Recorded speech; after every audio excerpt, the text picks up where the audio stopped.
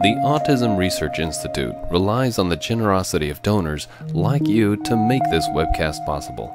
If you enjoy this presentation, please consider making a donation. Thank you.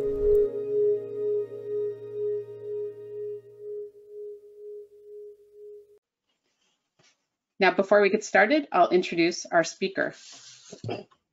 Dr. Jed Baker is the director of the Social Skills Training Project, a private organization serving individuals with autism and social communication problems. He's on the professional advisory board of Autism Today, Answer, YAI, the Kelberman Center, and several other autism organizations. In addition, he writes, lectures, and provides training internationally on the topic of social skills training and managing challenging behaviors. He's the award-winning author of 8 books on a variety of autism topics, and he has been featured on ABC World News, Nightline, the CBS Early Show, and Discovery Health Channel. You can type your questions into the question section now, and throughout the talk, he'll answer all that he can at the end. And now I will turn it over to Dr. Baker. Thank you so much. So the topic for today is a big one, social skills training, and it's a big topic because it covers everything.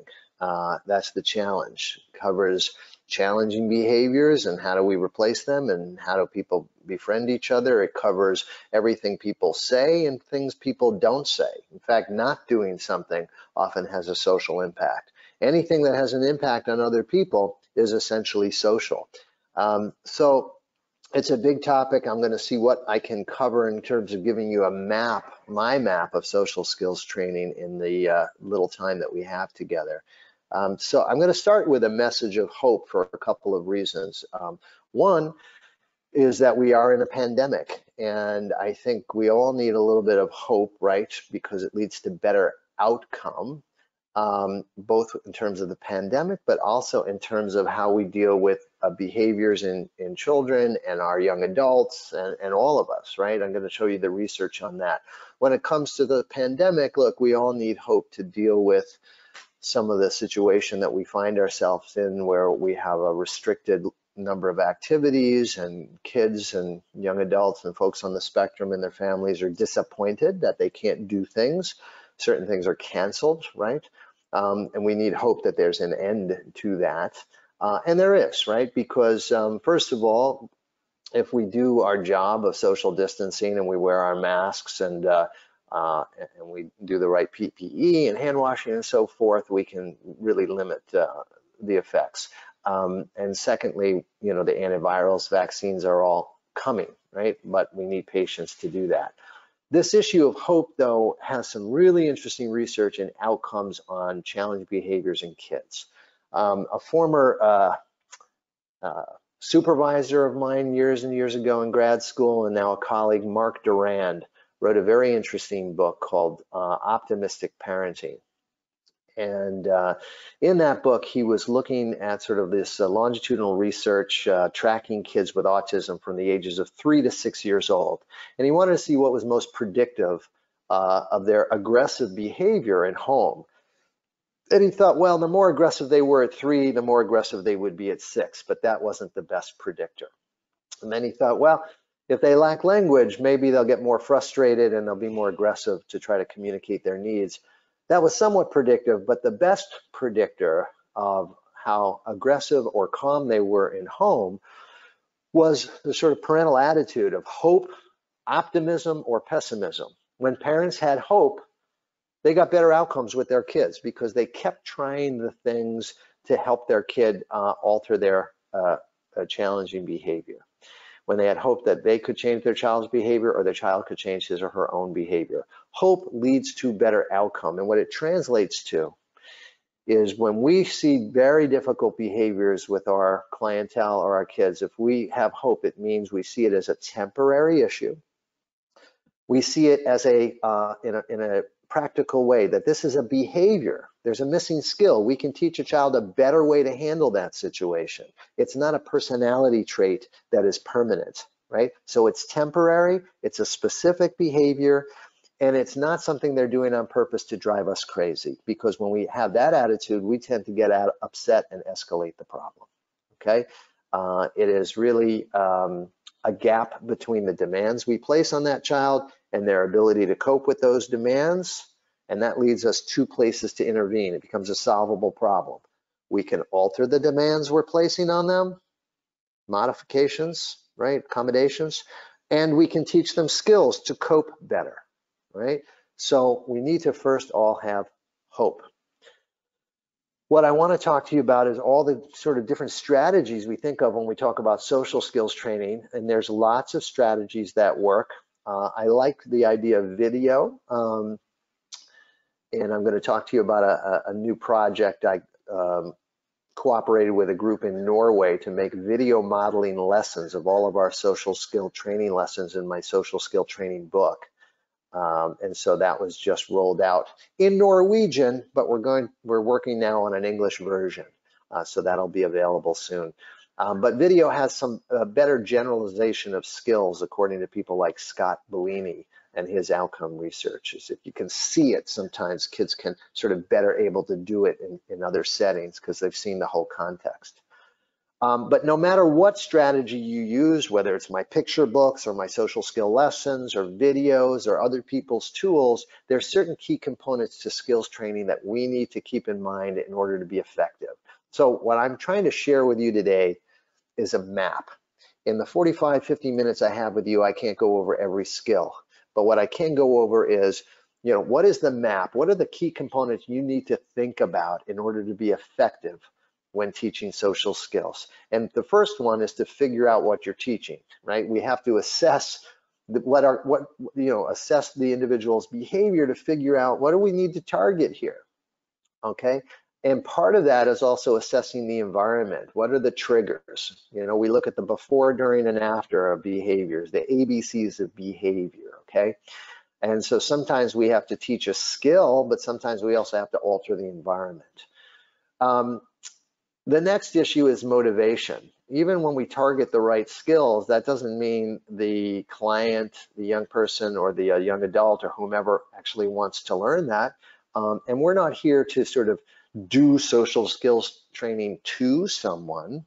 We're here to do social skills training with someone, meaning it has to align with the client's own goals.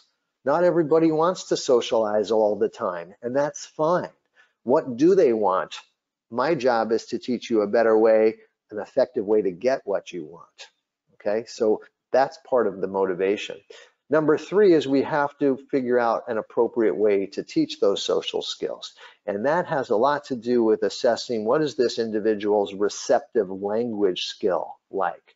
Because depending on your receptive language or language comprehension, we may be able to, with words, explain what to do.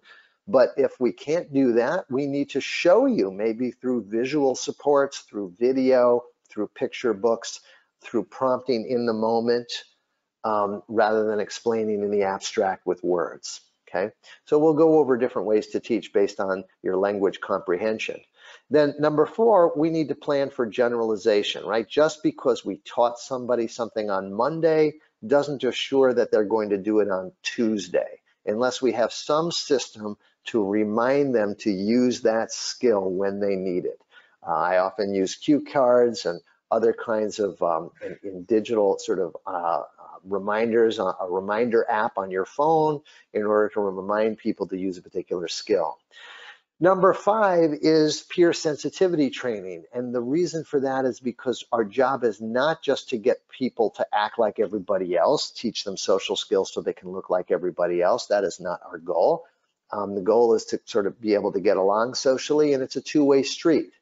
We can't just work towards teaching kids with social challenges how to fit in. We have to teach everyone else how to be accepting, how to be to create these accepting peer environments. And last but not least, we have to measure outcome. We have to know whether all of this is working. So there they are. Those are the 6 key components that I'll go over now in a little bit more detail. Okay, but whatever strategy you're using, you come back and you look, have I sort of addressed each of these components? So component number 1 is what to teach.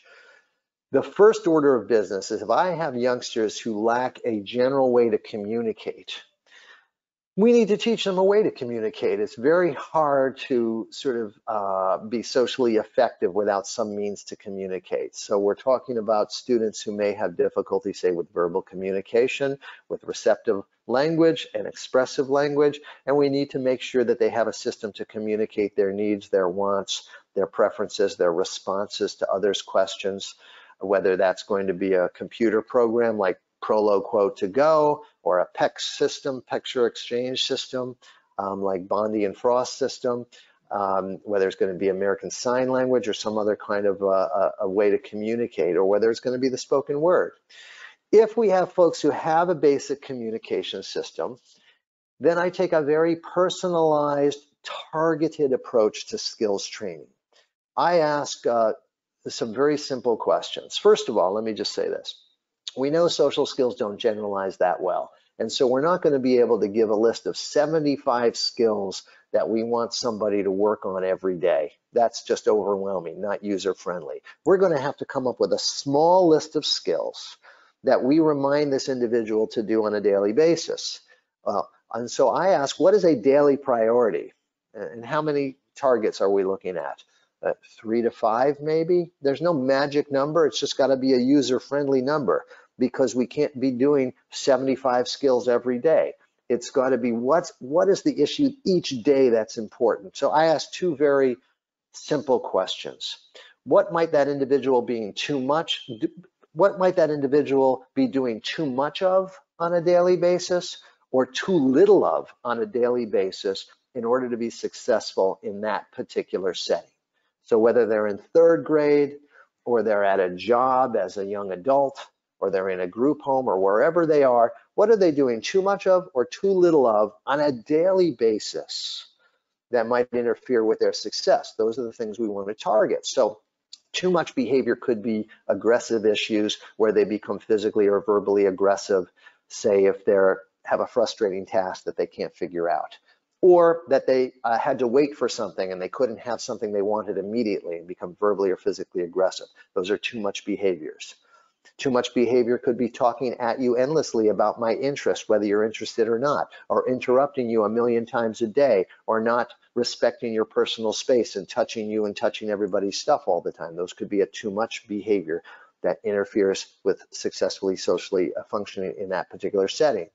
Or it could be a too little behavior, like I don't ask for help when I need it. So maybe I get fired from a job because when I'm done, I don't ask, hey, what should I do next? Or it could be that I don't respond to people's questions when they ask, do you want this or do you want that? And there's no response. Or I don't initiate conversation or play or interaction with anybody, right? So there's too little behavior. How do we get to these issues? Well, number one, we interview parents, teachers, and the client him or herself. And so I'll give you an example of that where we had a relatively highly verbal kid in elementary school who we interview the parents, we teachers, we send out a social skill menu from my social skill training book that I use for elementary school. That's the picture that was in your first slide. And we send that to the parents, teachers, and the client, and they all decide that one of the skills that this youngster is having difficulty with, we ask them the question, what do they do too much or too little? Well, they all agreed that this kid doesn't initiate conversation or play with anybody at social times, that he seems to say he wants friends, but he doesn't interact with anybody, which is sort of a common experience of some of our folks on the spectrum. So the next step is we want to go observe this particular behavior that they've described of not interacting with folks, not initiating or joining into conversation or play. So we go and observe him at a recess time, at lunch and school. And we get the ABCs of the behavior. The antecedent behavior consequence, English translation. Oops, I misspelled behavior, sorry for that. The antecedent behavior consequence is basically the before, during, and after of behaviors, right? And so we want to get, what it looks like. And what we find is during those sort of unstructured recess times, we see that he opts out from the main group. And what is he doing? He's doing these odd poses like this and like this all by himself, like these statuesque poses. and not interacting while the other kids are off playing, they're running around, they're playing tag, they're playing soccer, they're playing other games. Okay, so now we've interviewed the parents, we had sent out this checklist from my social skill menu, we observed him, and now we sit at the sort of, this youngster had an IEP, so we sit at the IEP table with the key stakeholders, teachers, parents, the child, him or herself. We sit there and we prioritize, what do we want to work on? What are they doing too much of, too little of? And so one of the things we prioritized for this individual was being able to initiate conversation, but also initiate play or join into play. All right, so that became one of our key targets. When you have too much behaviors, I'm going to come back to this kid, so keep this kid in mind, this kid out at recess who's not playing with people doing these statue X poses, okay? When you have too much behavior, now I usually do a whole 2-day talk on this, but I'm going to do this in about 5 minutes with you. When you have too much behaviors, aggressive behaviors, disruptive behaviors, we don't want to just teach skills. We want to identify what the triggers are, because then we can create a good prevention plan. If we know what sets a kid off or an adult off, we know better what do we need to modify and what coping skills do we need to equip this individual with so that they can handle that trigger. So I write in my No More Meltdown book a list of very common triggers to upset. So this is a map that I want to share with you, because when you're struggling to figure out, why is my kid doing this? Why is this adult doing this? Why am I doing this? Why is this happening? It's good to have a list. Was it this? Was it this? Was it this? Was it this? Was it this? Here's a list of triggers that are common. Internal issues like hunger, tiredness, illness, or a psychological issue like grief and loss. Internal issues are at play when you see that an individual is having more challenging behaviors everywhere they go across time and across settings. It suggests that there's something inside of them that they're carrying with them, a higher level of problem behavior. And so we don't always have an answer to fix that. And so sometimes we have to wait it out. We have to reduce the demands that we place on them until that internal issue subsides, right? But sometimes it is a fix. If a child is tired or hungry, we can give them a nap and give them something to eat and see if that helps, and then we can move on and do our regular schedule. Right? Sensory issues is another main trigger. So some people are overwhelmed by too much stimulation, and so they need quieter areas in order to interact with folks. Like lots of my kids on the spectrum are not going to play ever at recess, but they do really well if we bring so-called typical peers into their classroom and do activities that they're comfortable with, what we call reverse mainstreaming, okay? Sometimes the sensory issue is boredom. For kids who have attention issues and ADHD, they can't sit and be lectured at the way I'm doing to you right now. They need to get up and move around and have more hands-on activities. So we have to look at that as a trigger. Lack of structure can be a trigger. Recess is a place like that. Lack of structure often means there aren't any visual supports to explain to a kid with language-based issues or attention-based issues that what is expected of them. Without visual supports, kids don't always know what to do. Sometimes what we do at recess is we will create signs for where different activities exist out at recess and align where you stand to be the next person in line to play that game, much like an amusement park. Amusement parks are good with their signage. Recess usually doesn't have any signs, okay? So think visual supports. Are there enough visual supports in this setting to make up for the fact that there wasn't enough structure there? The next trigger is demanding work. You know, we find that for some individuals, every academic task is going to be an issue because most academic tasks involve either reading or writing. Even math involves reading and writing. Science involves reading and writing, and certainly language arts and foreign languages do. So those can be major triggers. And when that's a major trigger, the biggest skill that we can sort of teach that kid is to overcome their shame and embarrassment that they're struggling. That it's not a sign of not being smart if you don't understand something. And that's what is very much related to Carol Dweck's work on growth mindset. that we don't have this fixed mindset where we think if I don't know anything, if I don't know something, it means I'm stupid because my intelligence doesn't change, it's fixed. We want kids to have a growth mindset, that you're supposed to not know things at first, and then you learn them by trying it and asking for help. According to Carol Dweck, the key to success in life is willing to try something that you don't know, that you will make mistakes with, and be willing to ask for help. That's the biggest obstacle in the special education field, from my point of view, is getting kids comfortable and not embarrassed and not ashamed to say, I don't understand, can you help me? Because when kids can ask for help, when adults can ask for help, they can accomplish almost anything, right? So that's the biggest skill we've got to be able to teach. Feared situations, I wrote a book on overcoming anxiety in children and teens, and so lots of our kids may be afraid to do things, and how do we get them to gradually sort of face their fear, okay? What we write about in that book, how cognitive behavior therapy is the fact checking on the part of your brain that is sort of the anxiety propaganda channel, and how do we fact check that so that we can reduce some of the fear and get you to face your fears. The next trigger is having to wait or not get what you want, right? So those are major triggers when kids don't get what they want immediately, or adults. And so how do we help them to work on that? So visual schedules are very helpful here. When exactly can I get what I want? Or if I can't get this at all, what else is there to look forward to? Is there a substitute, right? If there's a disappointment here, is there something else to look forward to? That's a cognitive map that we try to give kids to understand that all is not lost if they don't get what they want. Threats to self-esteem. So for kids who are perfectionists, who can't tolerate losing or being corrected or being criticized or of course being teased, how do we help them with that? One of the things we do is we reward handling imperfection. If you lose a game, you don't get mad, you make a mistake and you learn from it, you get more points on a reward chart than if you got it right the first time, right? So we begin to sort of shift their goal of being perfect to handling imperfection as the goal.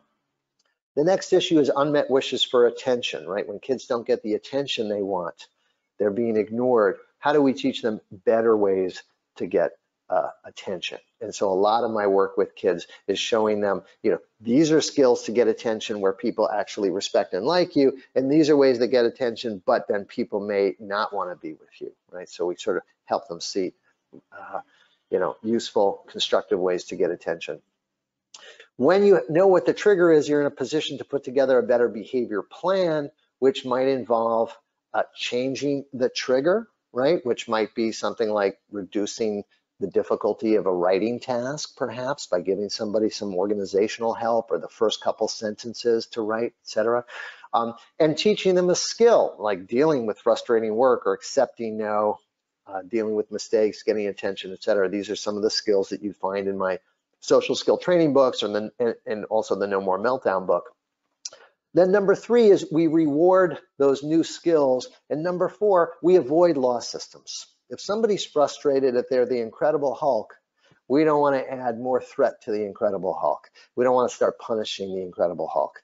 Okay, that just leads to an escalation of problems. So the only time I think of a loss system is if somebody is dysregulated with positive emotions. They're just too silly, too happy. Then you might have a reward system and say, well, if you continue to be provocative to others, you may lose a piece of your snack or whatever it is.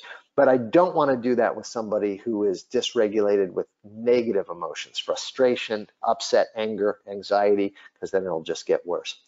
So the main parts of a good behavior plan are, number 1, alter the demands. That's number 1. And number 2, teach a better way to cope. All right, that being said, let us now return to our kid at recess, right? We talked about the first step of skills training is to target skills and maybe alter the triggers if there's something triggering the child. So here's that kid out at recess. Certainly one thing we could do is offer more structure at recess to make it easier.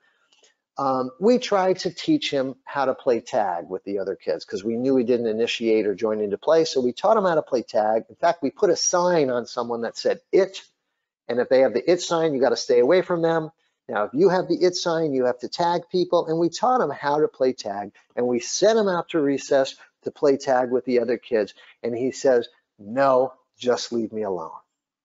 Because he's not motivated. Just because we know what skill to teach him now doesn't mean he wants to learn it.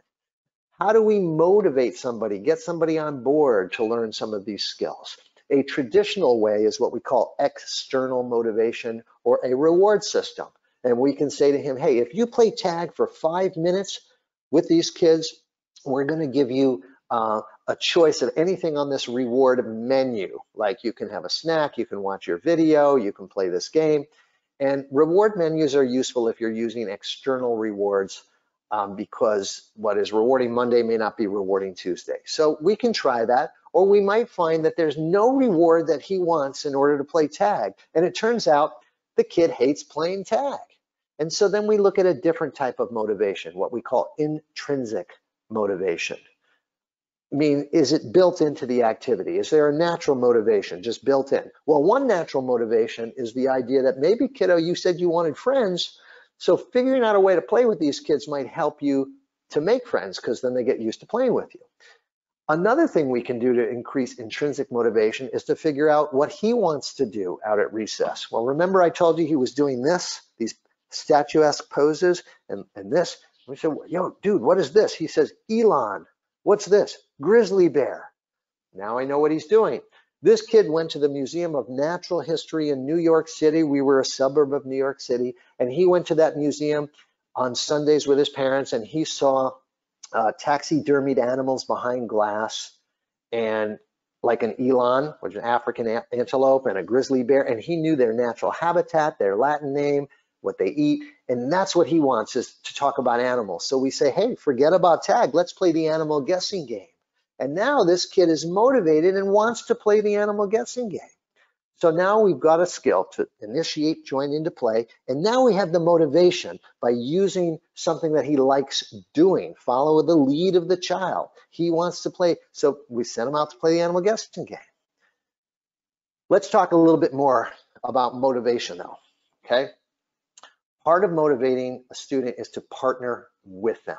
And one of the ways I work with a student like this youngster I talked about, and every student I work with, is I try to list out all of their strengths, talents, or many of them, that can lead to a very optimistic future. So they have a very positive image of themselves as talented, capable people who can do really good things in life. And then we have a small list of challenges that we say, you don't have to overcome these challenges. We just don't want them to be in the way of your strengths, okay?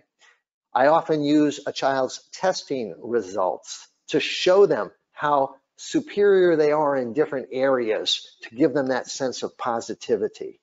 So let me show you what that might look like. This is an example student, kind of a typical profile of some of my youngsters, say, with what we used to call Aspergers Syndrome, what we would now call Autism Spectrum Disorder Level 1.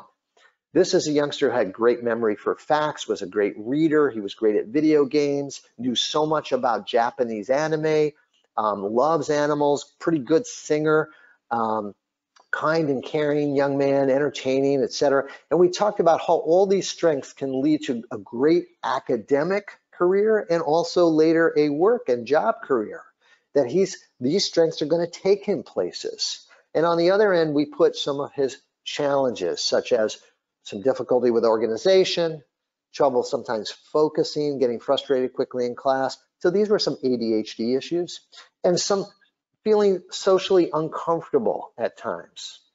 And so those challenges led to sort of the list of some of the skills we want to teach them, some of the supports that we wanted, like a homework system, even the possibility maybe of meds for focus if necessary, or and to teach a few of these sort of social skills and frustration related skills, like willingness to ask for help, ask to watch first, those kinds of things.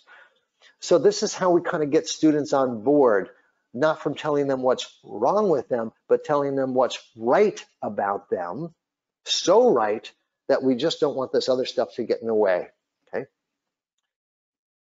So now we've got a motivated student, and now we've got to teach the skill. Let's say we're back to this kid at recess.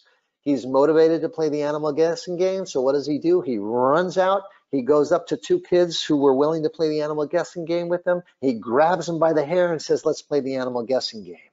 Well, guess what? Grabbing people by the hair is probably not the best way to do this, and it's backfiring. We've got to break it out for him. Now that you want to play the animal guessing game, how do you join in, or how do you initiate that with people? And we've got to teach him that. The way we teach him that is based on his language. And when we talk about autism, which I will in just a second, we talk about different levels of autism. And so level 3 might be an individual who has more challenges with receptive language, so I can't just explain with words what to do. I'm going to have to show him visually. Level 2, a youngster may have more language. What did you have for lunch?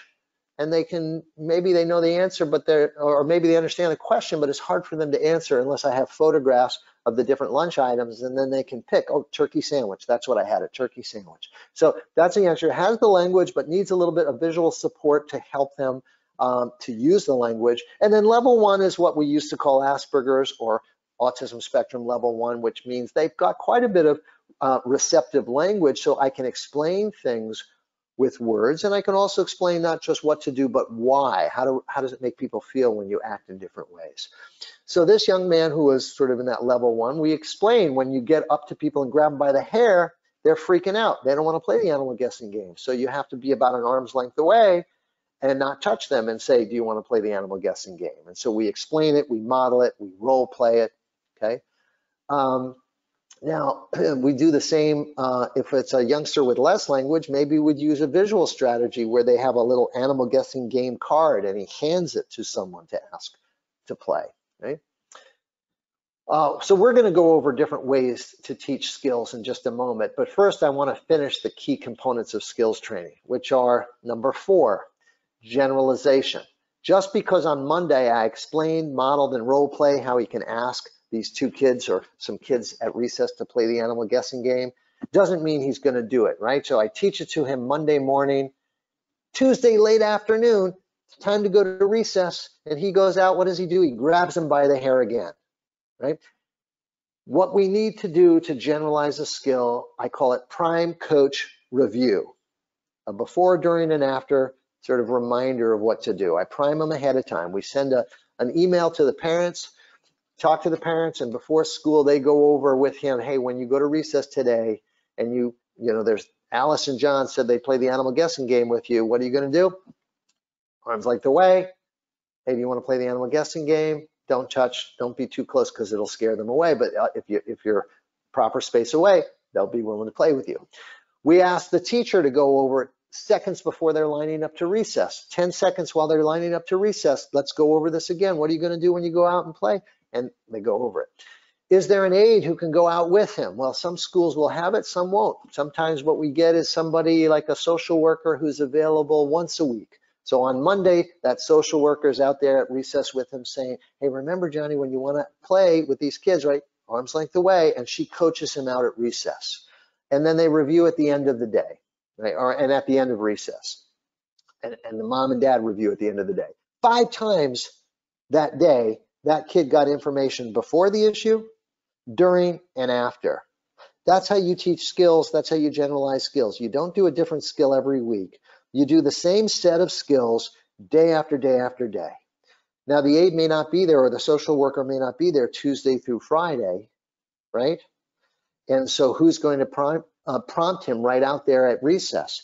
Well, if we've done a good job with doing peer sensitivity, right, which is the next key component, we might have some peers who are out there at recess and they say, Johnny, come play with us. But remember, arm's length away. So they coach him. When you involve typical peers in the process, or any peer, doesn't have to be, by the way, what does typical peer mean? It means they don't have an IEP. Everybody's got issues. That's all it means. If you involve other peers, you might have some natural coaches who now involve him in playing with other kids, okay? So I will show you a little bit of video later on a peer sensitivity program we did years ago. And then the final component is evaluate outcome. How do we know if any of this stuff is working? Well, number 1, can we observe it with our own eyes? Those are the best measures of outcome. People often ask me, do you have any good measures of social skills training? And there are norm scales, see on the bottom, Constantino's social responsiveness scale, that's for kids with autism, or Gresham and Elliott's social skills rating system, that's for a general population. These are normed scales that measure social skills compared to other kids their age and gender, but I don't find them to be useful clinically. They're useful for research, but if I'm working on does this kid join in at recess into the animal guessing game, right? Does he do it appropriately without touching other people? If that's the skill that I've carved out, I'm going to create my own measure. And that's what you guys are going to have to do too, is to create your own measures. We go out there, the social worker's only out there on Mondays, so we go out there every Monday. She goes out there with a little card and she counts sort of the frequency and the ratio of how many times he asks without touching compared to when he asks with touching, right? And so we're hoping we get a higher percentage of not touching. That's an observable measure. We also use subjective ratings. We ask parents, teachers, maybe the child, him or herself, to rate how well are you asking people to play the animal guessing game without touching. 1, never, 2, rarely, 3, sometimes, 4, usually, 5, always. That is a subjective rating, but according to people like Scott Bellini and others who do this outcome research, those are good measures of your social competence, because your competence is based not on the actual behavior you engage in, but how it is perceived, right? So if people perceive him as appropriately asking to play, that's almost more important than the exact way in which he does it, okay? So these are some measures that I use, and those subjective ratings, if you're in a school system, are very easy to use, because when progress reports are due, you send out to parents, you send out to teachers on the target behaviors we're looking at, those 3 to 5 skills we've targeted, you know, how well does that youngster do it on a scale of 1 to 5, and it gives us some feedback. All right, so the autism spectrum, I don't need to go through all the symptoms, but basically, you know, the new diagnostic criteria has done away with words like Aspergers Syndrome or PDD-NOS. Now, if you're on the spectrum, you just get an autism spectrum disorder, but we qualify it as level 1, level 2, or level 3. That's what the new diagnostic criteria do. So you have to meet criteria 1 and 2 here of social communication challenges and repetitive patterns of behavior. If you meet those behavioral criteria, then we give you a severity rating of level 1, level 2, level 3. Level 1 refers to what we used to call sort of more that Asperger level, where you had a pretty good intact receptive language, and level 2, whereas what maybe we used to call PDD-NOS, with a youngster who might be more concrete in their language and needs some photographic support. And then number 3, level 3, is what we used to call classic autism, for students who had more challenges with receptive language and may need to learn better by using visual supports. So let's talk about level 3. We can't just explain with words in the abstract how to do things. How do we teach? We use more concrete, visually based strategies, like the TEACH program, oldest autism support program in the country. They were the ones who invented visual schedules so kids understood where they're going, right? So I'm going to go over some of these now. And then the PEC system, Bondi and Frost, that's a picture exchange system. Some of our ABA strategies that don't require a student to have a ton of language, we can prompt them. And then play-based programs like the Early Start Denver model. That's an early intervention program that combines ABA with play-based approaches. So let's take a look. Visually based strategies include things like creating a visual schedule. So a student with less language may be comforted to see their schedule, so now they know what's happening to them, as opposed to feeling like they're being dragged from one place to another. There's a nice app called the Visual Scheduler that would allow you to create your own visual schedule. You can even embed a little video in it. Let's say you have a bedtime routine, and you can put a little video of how you brush your teeth in there, right? Different tasks and chores and routines can be visually represented. So we had a young lady who worked at a spa up in northern New Jersey. Her job was to clean towels and then to dry them. And so we used a visual schedule for her, kind of like a cartoon, of the different instructional steps of how to wash the towels, put it in the dryer, fold them, etc. Building something. You can teach people how to create or build something, like all your IKEA furniture instructions that we don't understand because they're in Swedish, and all of a sudden we've got these great pictures that tell us how to build the furniture, okay? And my kids with autism can put together a Penang chair like nobody's business, way better than I can. To motivate, we can use visuals to motivate. So here's a first then approach. If I want a kid to practice, let's say, tracing their letters, and then their reward is an iPad, if I just say, do your letters, then you get an iPad, that kid may not be motivated. They don't understand the language well enough. But if I show it visually, that youngster may be more motivated to do their letters because they fully understand they'll get iPad time after, okay? These are two books that I also use because I've known both of these authors, and I find these are books that are helpful in providing more visual approaches to help kids and adults with autism understand what's happening through visual support. Here's another example of a visual support just for bathing, right? Just to give you an example, showering or bathing. And remember, visual supports are only good if the child understands what you're trying to show in the video, with the picture. And so if we come up with these great visual supports, don't assume that the kid understands it. Sometimes we need actual photographs of the settings that the child is going to be in so that they can see it. It's more concrete that way than an abstract cartoon. The PECS system is another visual approach to developing communication. Bondi and Frost use that. So in the first step, for example, a kid maybe learns to give a picture of candy and he gets back candy from other people. And phase 2, he learns that he can give that picture to a variety of people and get back candy. In fact, he could give a picture of other things like a ball, and he gets a ball from somebody, right? Phase 3 is where he begins to discriminate between different objects or activities. So do you want the candy? Do you want the socks? And right, and it's like the development of a choice board. And phase 4 is where you begin to add some sentence structure. So before he can get a ball, he has to use the card that says, I want. That's a little different than the card, I see. If I say, I see a ball, the other person says, great, I see it too. But if you say, I want the ball, the other person actually gives you the ball. So you begin to learn, I want to get items, okay?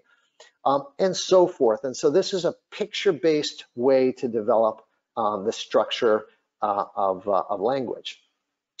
ABA is another way to sort of teach skills, and ABA refers to lots of things. The discrete trial approach is a very externally based reward, uses externally based rewards, whereas pivotal response training and verbal behavior training involve more intrinsic motivation. I'll just explain it. Discrete trial training here is a situation where this young man is getting cued, touch blue, and when he touches blue correctly, he gets a organic mango slice. That's an external reward. That reward supposedly then would stamp in the association of the word blue with the item that is blue. That's a discrete trial. That kind of approach was criticized at some point as, hey, some kids get annoyed sitting doing 25 hours a week at a tabletop of these discrete trials, and they sometimes then resist and they don't want to do it. Robert Cagle, who started with Ivar Lovaas, he developed pivotal response training, Robert Cagle did. He started doing these discrete trials, and he said, well, we wanted to do discrete trials just like we did with Lovaas, but we didn't want our kids and our trainers to cry as much. And it was kind of a joke, but he was saying that sometimes kids don't want to sit and do this all the time. He said, what if we did a discrete trial, cue, prompt, and reward, and instead of giving them an external reward or sending them at a tabletop, we follow the lead of whatever they're interested in. So this is me and my daughter, and my daughter chose to draw. And so rather than take her away from what she's already attending to go do a discrete trial, I would use the drawing and I would say to her, hey, what color is that? And if she answers appropriately, I don't give her a organic mango slice. I just say, let's keep coloring. And then I can say, what shape is this? And if she answers appropriately, she continues to draw. And so we're doing a discrete trial, but we start with wherever she's already attending. Start with wherever they're already motivated. So pivotal response training requires a little improvisational skill because you're following the lead of the child. So it's more intrinsically motivated. Verbal behavior training is based on sort of a verbal analysis of behavior by B.F. Skinner, and part of it is what we call MAND training, which is teaching people to sort of request objects or actions. And so there's an intrinsic reward in doing that. See, Justin here is given the choice of whether he's going to draw or he's going to play with Legos. He chooses to draw, but my clinical coordinator stole the magic markers and she shows it to him. And then he has to ask for a marker in order to draw.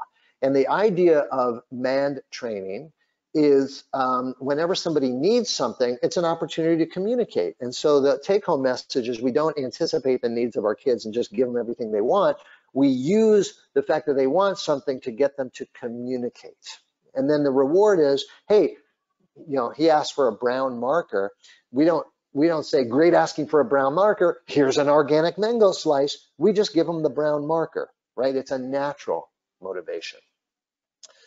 The Early Start Denver model is a very important early intervention program, I believe, because it settles the argument between behaviorists and play-based therapists who for years had argued with each other. The behaviorists say we are the only ones who have good outcome research, and the play-based therapists would say you're just making robots and what we do is fun and the kids are learning how to play spontaneously.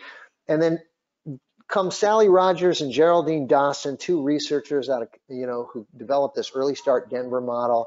They replicate it across multiple sites, and they find you can have parents learn in a fun way to play with their kids using ABA strategies, cue, prompt, reward, and they can develop very good social communication skills and improve in IQ points, etc.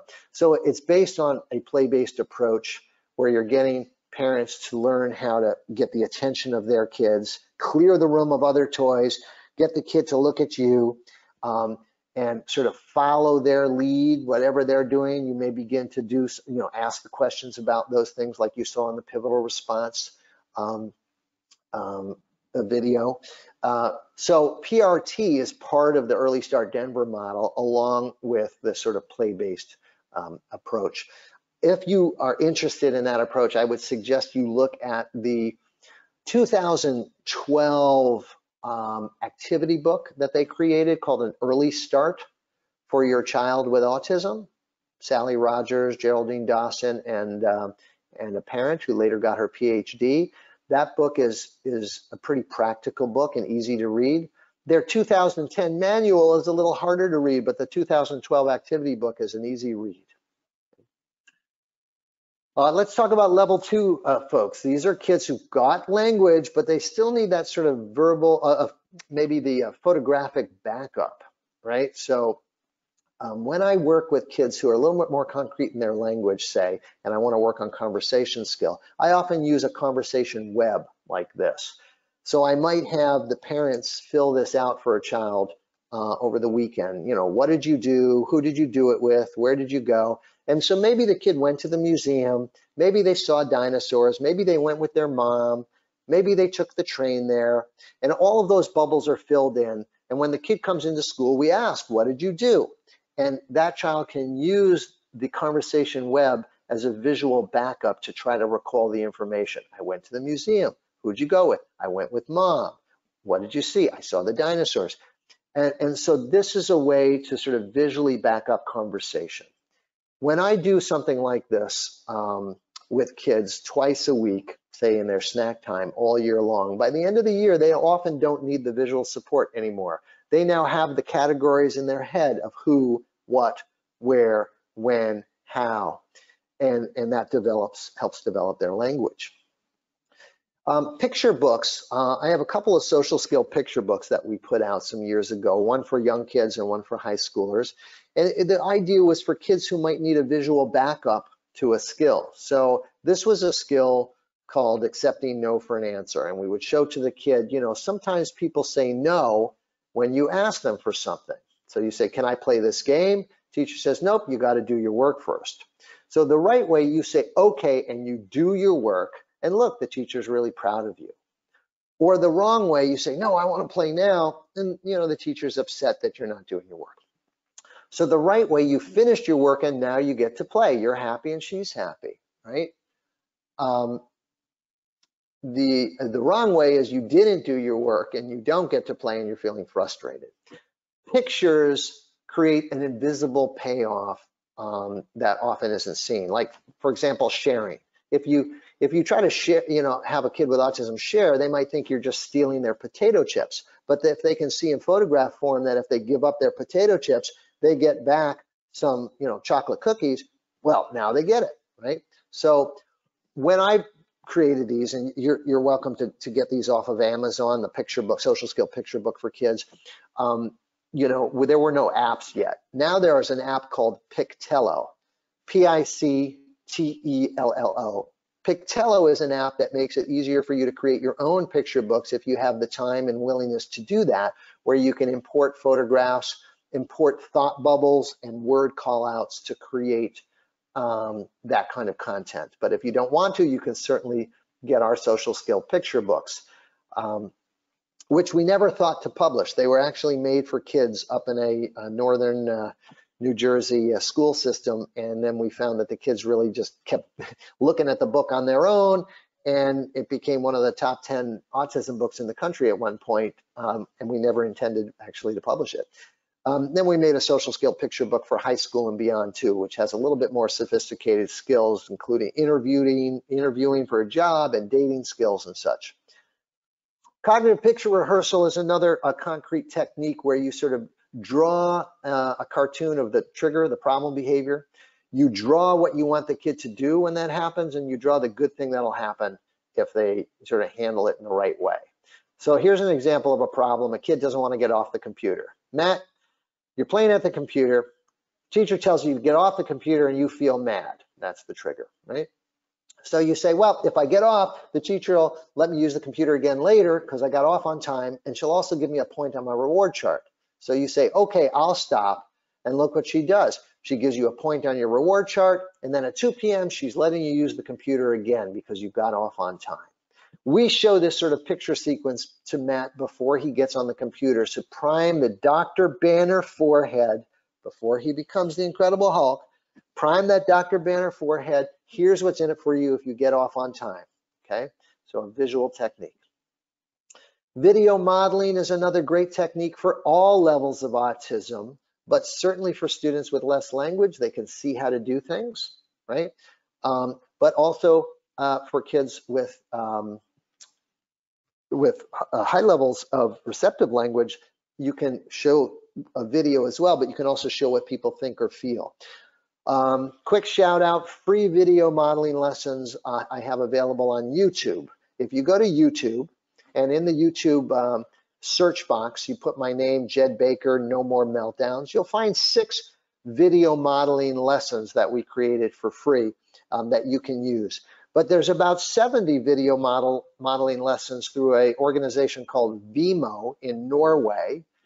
And that just came out. It's all in Norwegian, and I'm working on an English version, which hopefully will be out by the end of this year as to the American market.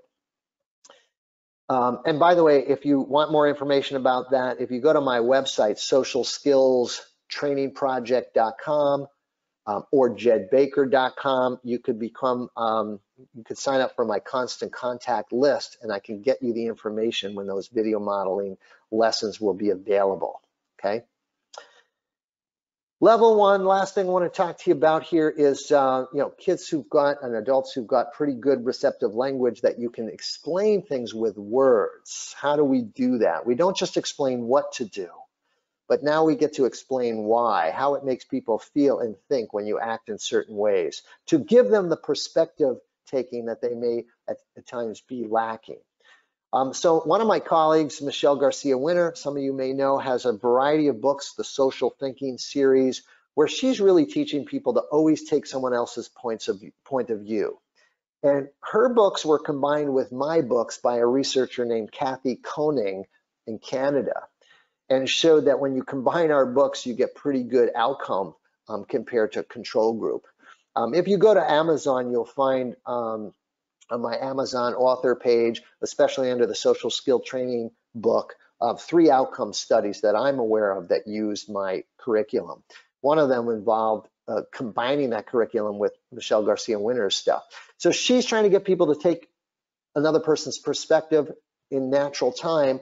I'm aware that some of our kids struggle to do that, so I just give them the map. We use what we call structured learning, where we explain what to do and why, model the right way to do it, maybe the wrong way. I don't model the wrong way for kids who are attention seeking because they always do it the wrong way for a laugh, so I don't show everybody the wrong way. We explain, we model, and we role play, okay? And so where Michelle might say, hey, you know, you always got to take someone else's point of view and sort of try to teach people how to do that, I might say, well, this kid is having trouble doing that. I'm going to tell him that when he talks about every washing machine ever made from 1970 to 1985, unless he's talking to someone who also loves washing machines, some people might get bored by that. So here's what you can do, kiddo. When you're talking about washing machines, you can check, hey, are you interested in washing machines? Oh, no? Okay, then tell me what, you know, then let's talk about, and we give him another topic to talk about, like a mutual interest, okay? A quick thing on conversation skills. So when we explain, model, and role play, a lot of times we're working on conversation skills. And so I find that there's a certain package of conversation skills that both kids who are quiet and never initiate need, as well as the kid who is a monopolizer. They both need to know how to talk in a way that invites the other to respond, to make it a two-way conversation. And one of the ways you do that is by sort of asking and telling on topic to keep the conversation going, asking the WH questions and commenting. And by asking initial questions, you know, to invite the other person to respond, such as about the present. Hey, what are you guys doing? What are you guys playing? About the past. How was your week, your weekend? About the future. What are you going to do this week or after school? But number 5 is the most important one. A recent Harvard study showed when you ask people specifically about something relevant to them, how's your job at Starbucks? Hey, I remember you said you got a new dog. How's your dog? When you ask specific questions like that, your likability rating goes up because it shows that you're more tuned in to the other person. And then we give them sort of a map of what to do to get to know other people. So rather than go through all of that, I want to show you one video and then take some questions. So hopefully people can hang on with me and I have a chance to answer their questions. But I just want to show you this one video because one of the key components we said of social skills training is not teaching necessarily all of our students and clients to fit in, but teaching everybody else to reach out. And so this was a peer program that we put together. We described these peer buddy programs in our social skill training books, Preparing for Life and Social Skills Training. Oh man, you're not going to be able to hear the audio. Is that the issue? That may be the issue. So here's what I'm going to tell you to do. If you go to my Amazon author page, Jed Baker, Amazon author page, you can see this particular video is there for free anytime you want it, okay? And so it gives me more time then to take your questions. So let's do that instead, okay? All right, and Jed, I'm posting that link to your Amazon author page in the chat for everybody. Yep. So they can get there. I've got it pulled up on my end and I can see that video is there. So sorry that we weren't able to run the video live, but if folks want to go check that out, and I'll also include it in the follow-up email that we'll send out so that if you want to go visit, we'll put that in there for everybody. So we did get a lot of questions, as you can imagine. One of the first questions that I wanted to send was something that was asked pretty early on. So electronics for all of us right now who are home are a big challenge with our kids. And I know typically we have a lot of other reinforcers or other downtime things that kids can do. So do you have any thoughts in the context of the pandemic for how parents can positively address technology overuse or, you know, these sort of power struggles that come up? Oh yeah, right. So first of all, let me give you my sort of philosophy a little bit on things like this.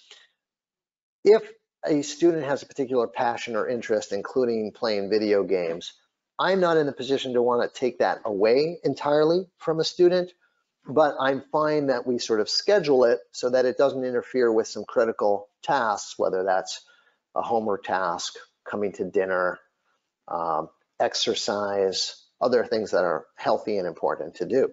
And so one way that you get someone to stop playing a video game is if you have a visual schedule of when they can go back to the video game. People are more inclined to give something up if they know exactly when can they go back to it. And kids are less likely to give up a video game if they don't know when they're going to be able to go back. That being said, with technology, sometimes we need to also help kids have a technical solution where they won't lose their data. You don't have to turn it off. You can hit pause. So you keep all your data. You won't lose your place in the game. We'll leave it on. We'll just hit pause.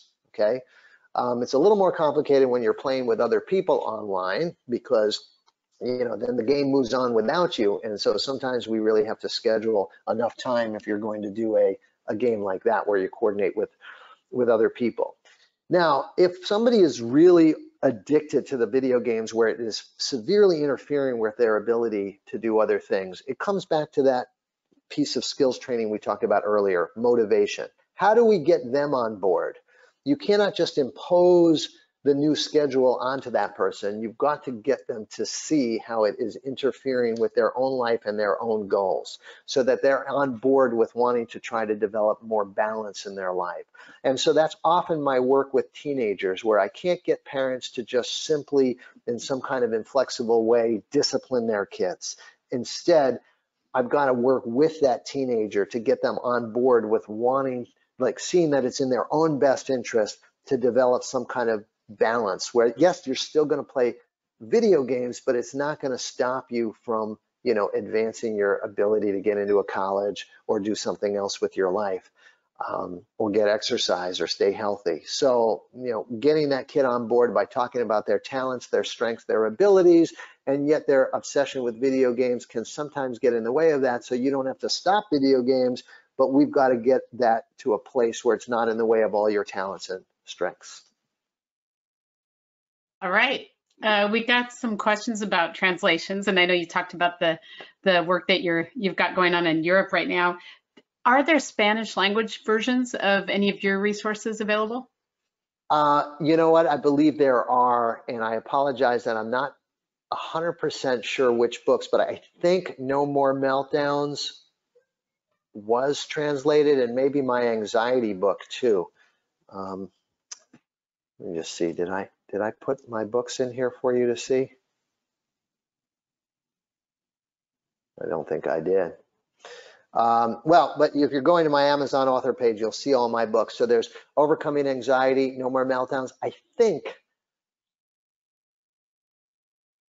that one or both of them are, there is a Spanish version now. And I've been pushing for that for years, by the way.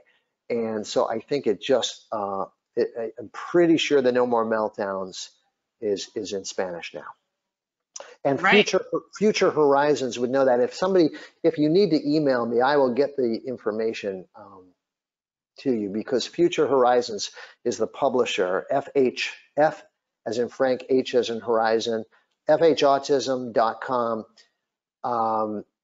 They are the ones who negotiated a deal with the Spanish publisher, so they'll have that information. You can also email me. My email is on both of my websites, socialskillstrainingproject.com or jedbaker.com, and I can get you that information to get the Spanish versions. Okay, great. So we talked a lot about kids today. I've gotten a lot of questions from people who have adults, or they're working in a group home with an adult. Do a lot of these same concepts work for that age group, or do you have tips on resources they can look for? No, they do. And so one of the books that I have out is called Preparing for Life. That's for high school into adulthood. All of the key components to skills training, the ways to manage difficult behaviors, they all apply to adults as well as kids. And my clientele is anywhere from the age of 3 to, I guess, the client I've had more recently who's older is about 78 years old. And I've had everybody in between. And I can tell you my young adults who are in group homes are really struggling with the issue of having to deal with disappointments where programming has been canceled or is entirely remote and is not engaging enough for them. And so we've had to sort of look at, when you talk about learning to wait, the pandemic has been a little bit longer of a wait than maybe folks anticipated, right? Although there is an end to it, and yet we're in our 8th or 9th month of it. So we need to talk to some of those clientele about the end of the pandemic and when those activities will come on board. But we also talk about the substitutions and replacements for those now. So a lot of my clientele, we've developed some socially distant backyard get-togethers for them. We've developed a number of weekly Zoom chats where we play games online. And so there's like with the iPhones, there's something called the Pigeon app, and the Pigeon app has games like Crazy Eights, chess and checkers and other games. And so I also love a game called Psych. It's an app which is Ellen DeGeneres created that game, or her name is associated with that game. And these are games that sometimes when I'm on a Zoom chat, we will get everybody involved on one of those app games. And so we're looking at each other, we're talking with each other, but we're also being able to play those games as if we were together playing a board game or some other game, but we're doing it online, but at least we see each other, okay? I've often had some poker games with clientele, and that's another way that we can interact socially. Poker is a game that requires you to kind of learn to keep a straight face, which I think is often good for some of my folks on the spectrum who sort of learning those nonverbal skills. And it's fun and it's a way to interact. What I maybe didn't say before is like my favorite way to teach social skills is not to just teach the skill, but you have to have an activity that's motivating, like the kid who wanted to play the animal guessing game. And so people don't want to come and do a Zoom chat just to learn a skill. But if we're going to do, if we're going to try out recipes in our kitchen and everybody's on a video, right? That might be a fun activity to do. If we're going to, if people like to play poker, if people like to create parodies and fake interviews of pretend celebrities. So we've done a lot of those kinds of like fake game shows and fake talk shows as a way to have fun. That draws people to want to socialize. It's an activity. All right, those are great ideas. Thank you. Just a couple more questions. I know we have to go. I've got a question here from a graduate student. The student's working on face recognition with young kids and also working on emotional recognition and development. So I think your resources address some of that. Do you have any specific tips or thoughts about targeting? Yeah. So I'm trying to remember his name. There's a software called mind reading software, and it's by Simon Baron-Cohen, not Sacha Baron-Cohen, who is his nephew, but Simon Baron-Cohen is a British researcher who created this mind reading software that is designed to help kids read people's emotional facial expressions. In my experience, most of my students, it's not that they cannot read somebody's facial expression. There are some kids like that, some adults like that. Most of my folks seem to be able to do it.